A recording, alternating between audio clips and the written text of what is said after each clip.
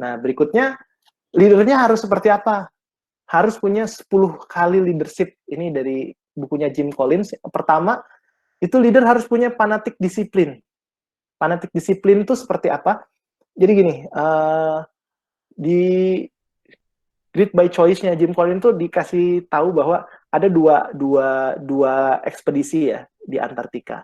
Yang satu itu dia konsisten. Setiap 20 mile dia jalan istirahat, 20 mile jalan istirahat, mau ada badai, mau ada apa dia tetap jalan 20 mile.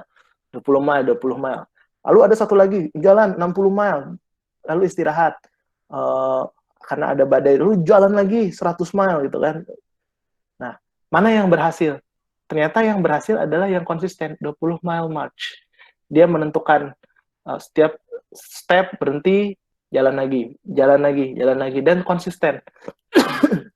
Ini memberikan pasukan ini jelas targetnya.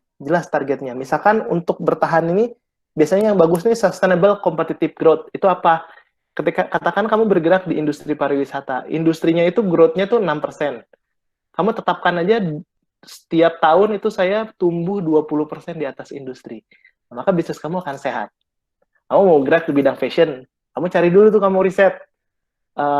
Industri fashion ini growth-nya berapa per tahun nih? Oke, saya akan tumbuh 20% di atas itu.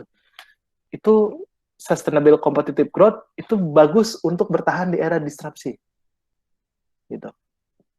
Ketika kamu diserang ya, itu bagus. Lalu, produktif paranoia. Itu apa sih? It's what you do before you are in trouble. Jadi CEO yang bagus itu dia paranoid. Ada contoh mungkin di sini ada yang suka bola ya, tahu Manchester United zamannya Sir Alex Ferguson ya. Jadi waktu menjuarai Liga Champions tahun 2011 kalau nggak salah yang lawan Chelsea, itu yang dikatakan Ferguson ke timnya adalah, selamat kamu sudah memenangkan Liga Champions, selamat menjalani musim panas bersama tim nasional, dan saya tidak berharap yang terbaik untuk kalian karena kita harus bersiap untuk musim selanjutnya. Coba bayangkan, sudah menang Liga Champions, tapi masih tetap paranoid, takut dikalahkan. Nah itu CEO yang bagus itu seperti itu. Bill Gates, ketika Microsoft melakukan pencapaian yang besar, dia itu memberikan surat ke seluruh karyawannya, sama, bunyinya paranoid.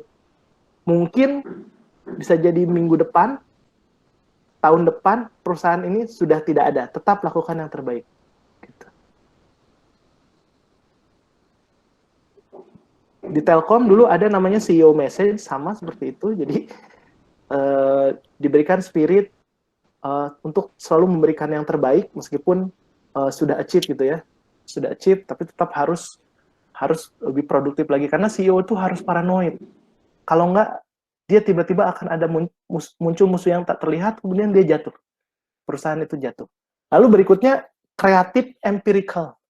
Ini apa? Jadi, CEO itu harus kreatif, tapi harus empiris.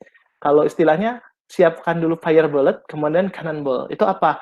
Jadi, ketika membuat sebuah inovasi, kamu harus bikin dulu dalam sebuah lingkup yang kecil, bikin lean canvas-nya, kemudian setelah inovasi itu terbukti cukup berhasil, diterima market, baru kamu luncurkan dengan begitu besar gitu.